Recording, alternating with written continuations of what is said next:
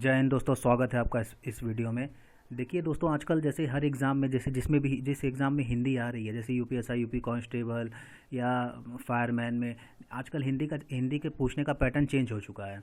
अब पैटर्न ये हो गया है कि जैसे पहले होता था हिंदी ग्रामर में रस छंद अलंकार वगैरह पूछ लेता था और नॉर्मल सी बुक पूछा जाता था, लेकिन आजकल जो है पैटर्न एकदम चेंज हो गया है। अब हिंदी साहित्य से 15 से 8 से 7 8 9 क्वेश्चन मतलब हर एग्ज़ाम में आ रहा है। अगर 40 क्वेश्चन आ रहा है तो 60 से 8 क्वेश्चन 10 क्वेश्चन एकदम फिक्स हो गया है कि हिंदी वो साहित्य से ही आएगा। इसलिए जिस भी एग्ज़ाम में हिंदी आती है तो हिंदी साहित्य इस समय आपके लिए बहुत ही ज़्यादा महत्वपूर्ण हो चुका है। तो आइए इसी क्रम में हम लोगों ने एक वीडियो सीरीज़ का शुरुआत किया है जिसमें 200 से प्लस क्वेश्चन होंगे। अब यहाँ 200 से प्लस क्वेश्चन का मतलब क्या है, जैसे हम एक क्वेश्चन को सिर्फ एक गिन रहे हैं और इसके बारे में बहुत सारी डिटेलों को बताएंगे। तो बात यह है कि अब यहाँ पे 5,000 10,000 भी लिखा जा सकता था। उससे क्या होता है कि जो भी पढ़ने वाला उसके दिमाग में एक प्रेशर आ जाता है, अरे यार इतने क्वेश्चन पढ़ने पड़े हैं। और इस तरह यहाँ पे कम क्वेश्चन है और कम क्वेश्चन जब रहते हैं तो दिमाग में प्रेशर नहीं रहता और धीरे धीरे आदमी उसे पढ़ता जाता है। तो ज़्यादा समय बर्बाद नहीं करते, चलिए स्टार्ट करते हैं। और हाँ, अगर आपको ये वीडियो सीरीज़ और इस वीडियो को पसंद आया तो इस वीडियो को लाइक करिएगा, शेयर करिएगा और जो भी एग्ज़ाम की तैयारी कर रहा है जिसमें हिंदी आती है उसे शेयर कर सकते हैं आप।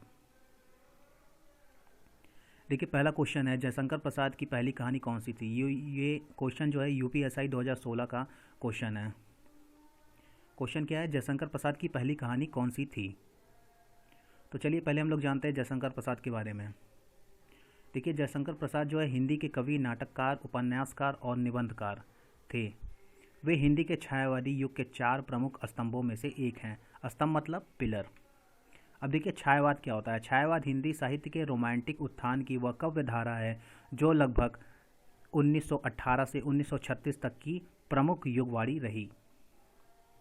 अब देखिए जो 4 पिलर हैं ये कौन कौन से लोग हैं। जयशंकर प्रसाद जी हैं, सूर्यकांत त्रिपाठी निराला जी हैं, सुमित्रानंदन पंत जी हैं, महादेवी वर्मा जी हैं। छायावाद का नामकरण किसने किया था, तो ये मुकुटधर पांडे जी ने किया था। ठीक है, छायावाद को साहित्यिक खड़ी बोली का स्वर्ग युग कहा जाता है। मुकुटधर पांडे जी द्वारा रचित कविता कोररी के प्रति छायावाद की प्रथम कविता मानी जाती है। ये क्वेश्चन पूछा जा चुका है, इसीलिए इस क्वेश्चन को यहाँ पे हमने लिख दिया है। देखिए जयशंकर प्रसाद जी के काव्य कौन कौन से हैं। देखिए पहले क्वेश्चन ऐसे पूछता था कि जैसे मान लीजिए झरना दे दिया, आंसू दे दिया और पूछा कि ये किसने लिखा है या किसके द्वारा रचित है। तो अब ये क्वेश्चन का पैटर्न चेंज हो चुका है। अब पूछ दे रहा है जैसे आंसू दे दिया, अब पूछेगा आंसू क्या है, काव्य है, कहानी है, उपन्यास है, निबंध है, ये है फलाना टीका, मतलब कुछ भी अब पूछ देता है। तो अब इस तरह से हम लोग को पढ़ना पड़ेगा कि देखिए जयशंकर प्रसाद के काव्य कौन कौन से हैं। एक झरना है, आंसू है, लहर है, कामायनी है। कामायनी के लिए जयशंकर प्रसाद जी को मंगला प्रसाद पारितोषिक पुरस्कार प्राप्त हुआ था। इस बात को एकदम याद रखना है और ये भी यूपीएसआई 2016 में आ चुका है ये क्वेश्चन। अब देखिए कहानी, जयशंकर प्रसाद जी की कहानी सन 1912 ईस्वी में इंदू में उनकी पहली कहानी उनकी कौन सी है, ग्राम, प्रकाशित हुई थी। उन्होंने कुल 72 कहानियाँ लिखी हैं। और देखिए हमारा क्वेश्चन भी यही था, जो सबसे पहले भी क्वेश्चन दिखाए थे वो क्वेश्चन यही था कि जयशंकर प्रसाद जी की पहली कहानी कौन सी थी। तो जयशंकर प्रसाद जी की पहली कहानी ग्राम थी। अब देखिए इनके कुछ कहानी संग्रह, छाया, प्रतिध्वनि, आकाशदीप, आंधी, इंद्रजाल। ये इसी तरह से हम लोग को याद करना है कि कौन कौन सी इनकी कहानियाँ थी, कहानी संग्रह कौन कौन से थे। अब देखिए जयशंकर प्रसाद जी के उपन्यास, जयशंकर प्रसाद जी ने 3 उपन्यास लिखे हैं। एक है कंकाल, तितली, इरावती। इन तीनों को याद रखना है और ये भी एग्ज़ाम में पूछा देता है। जैसे कंकाल देके पूछ लिया जाएगा ये किस जॉनर की है, मतलब किस जॉनर का मतलब जैसे उसमें पूछ देगा कि भाई उपन्यास है, निबंध है, कहानी है, काव्य है, क्या है। तो कंकाल अगर है पूछा जाएगा तो उसका हो जाएगा आंसर उपन्यास है ये। अब देखिए जयशंकर प्रसाद जी के नाटक, इनके कुछ इंपॉर्टेंट नाटक हैं, स्कंदगुप्त, चंद्रगुप्त और ध्रुव सौमिनी। ये इनके इंपॉर्टेंट जो हैं नाटक हैं। अब देखिए दूसरा क्वेश्चन, ये क्वेश्चन पूछा गया है, महादेवी वर्मा जी का प्रथम काव्य संकलन कौन सा है। ये भी यूपीएसआई 2016 का क्वेश्चन है। अब इससे पहले हम लोग जानते हैं कि महादेवी वर्मा जी के बारे में कुछ डिटेल्स को जानते हैं। देखिए महादेवी वर्मा जी का जो जन्म था वो उत्तर प्रदेश के फर्रुखाबाद में हुआ था। हिंदी की सर्वाधिक प्रतिभावान कवित्रियों में से एक हैं ये हिंदी साहित्य के छायावादी युग के 4 प्रमुख स्तंभों में से एक मानी जाती हैं, जैसा कि अभी हमने आपको पहले बताया था। आधुनिक हिंदी की सबसे सशक्त कवियत्रियों में से एक होने के कारण इन्हें आधुनिक मीरा कहते हैं। ये क्वेश्चन 50 से 60 बार आ चुका है कि आधुनिक मीरा किसे कहते हैं, तो महादेवी वर्मा जी को बोलते हैं। कवि निराला ने हिंदी के विशाल मंदिर की सरस्वती भी कहा है। अभी क्वेश्चन ऐसे पूछा जा सकता है कि महादेवी वर्मा जी को हिंदी के विशाल मंदिर की सरस्वती किसने कहा था, तो सूर्यकांत त्रिपाठी निराला जी ने कहा था। महादेवी वर्मा जी ने हिंदी के प्रसार के लिए प्रयाग में, मतलब प्रयागराज में साहित्यकार संसद और रंगवाड़ी नाट्य संस्था की स्थापना की थी। अब देखिए महादेवी वर्मा जी के काव्य संग्रह निहार, जैसा कि हमारे क्वेश्चन में था कि इनका प्रथम काव्य संकलन कौन सा था, तो उसका आंसर निहार ही होगा। ये इनका प्रथम काव्य संकलन था। रश्मि, नीरजा, सांध्य गीत, दीपशिखा, सप्तवड़ा, प्रथम आयाम, अग्नि रेखा और यामा।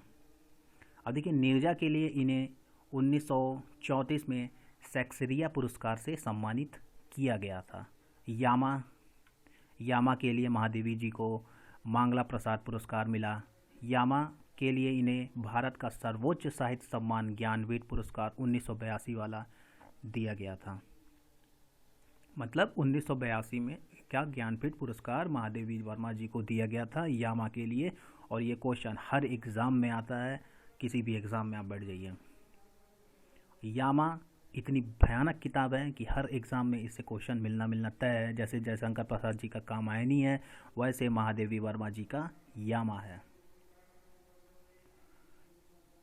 अब देखिए महादेवी वर्मा जी का गद्य साहित्य, तो इसमें रेखा चित्र जो है वो ज़्यादा एग्ज़ाम में पूछा जाता है। जैसे एक है अतीत के चलचित्र और एक है स्मृति की रेखाएं।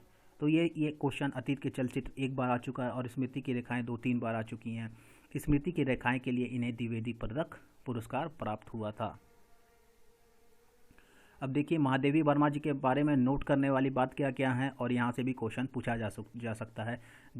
ये कोई आश्चर्य नहीं होगा कि बस इनके किताबों के बारे में ही पूछा जाए, इनके बारे में भी पूछा जा सकता है। इसलिए 6 सितंबर 1991 को भारत सरकार के डाक तार विभाग ने जयशंकर प्रसाद और महादेवी वर्मा जी के सम्मान में 2 रुपये का एक युगल टिकट भी जारी किया था। अब पूछा जा सकता है कि जयशंकर प्रसाद और महादेवी जी का टिकट कितने रुपए का जारी हुआ था, या इससे संबंधित कोई भी क्वेश्चन बनाया जा सकता है। स्वतंत्रता प्राप्ति के बाद 1952 में उत्तर प्रदेश विधान परिषद की सदस्य भी मनोनीत की गई थी। यहाँ से भी क्वेश्चन बनाया जा सकता है। भारत सरकार ने उनकी साहित्यिक सेवा के लिए पद्म भूषण मिला था, मतलब पद्म भूषण भी इन्हें मिल चुका है। साहित्य अकादमी की सदस्यता ग्रहण करने वाली वह प्रथम महिला थी। तो ये क्वेश्चन तो बन सकता और बना भी है कि साहित्य अकादमी की सदस्यता ग्रहण करने वाली पहली महिला कौन थी, तो महादेवी वर्मा जी थी। 1988 में मरणोपरांत, मतलब मरने के बाद, भारत सरकार ने पद्म भूषण की उपाधि से सम्मानित किया था। मतलब याद रखना है कि महादेवी वर्मा जी को पद्म विभूषण और पद्म भूषण ये दोनों प्राइज मिल चुके हैं। प्रथम भारत भारती पुरस्कार जो कि उत्तर प्रदेश सरकार द्वारा दिया जाता है, महादेवी वर्मा जी को मिला है। इस तरह से क्वेश्चन बन सकता है कि प्रथम भारत भारती पुरस्कार किसे मिला, या प्रथम भारत भारती पुरस्कार किस महिला को मिला, तो प्रथम भारत भारती पुरस्कार महादेवी वर्मा जी को मिला है। देखिए इसी के साथ इस वीडियो को समाप्त करते हैं। अगर तो ये वीडियो आप लोग को पसंद आया तो लाइक करिएगा, शेयर करिएगा और सब्सक्राइब करिएगा। कल फिर कुछ क्वेश्चन के साथ मिलेंगे और किसी और नए राइटर को देखेंगे। तब तक के लिए जय श्री राम, जय हिंद, जय भारत, वंदे मातरम।